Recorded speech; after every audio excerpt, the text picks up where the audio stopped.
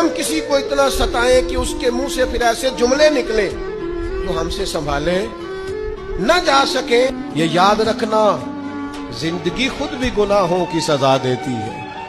یہاں بھی زندگی خود بھی گناہوں کی سزا دیتی. یاد رکھنا, ذرا احتیاط سے منہ کھولنا کسی کے بارے میں. اللہ کے بندوں کے بارے میں اپنی زبانیں ذرا احتیاط سے کھولنا, ذرا خیال کرنا. کسی غریب کے بارے میں جملے سوچ کر بولنا, کسی کمزور کا مذاق اڑانا تو معاذ اللہ ذرا ہوش کرنا, اللہ سے ڈر کے بات کرنا.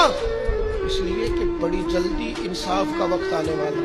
اللہ لوگوں کے درمیان دن بدل دیا کرتا ہے, پھر لوگوں کو جگہ نہیں ملتی چھپنے کی, روک چھپانے کی. کسی کو اتنا نہ ستاؤ کہ بیچارہ خود کچھ نہ کر سکے اور اللہ کے حضور تمہاری شکایت کرے. بچو, غریبوں کی بد دعائیں دن میں نہیں ستاتی, غریبوں کی بد دعائیں رات کو ستاتی.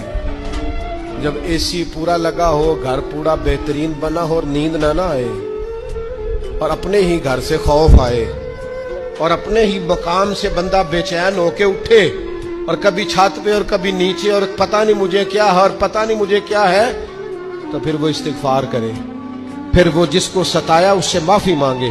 پھر جس کا دل توڑا ہے اس سے جا کے اللہ کی رضا کے لیے معافی مانگ کے آئے. اس لیے کہ کچھ سکون ایسے ہیں جو صرف معافیوں سے ملتے ہیں, وہ صرف کسی کو راضی کرنے سے حاصل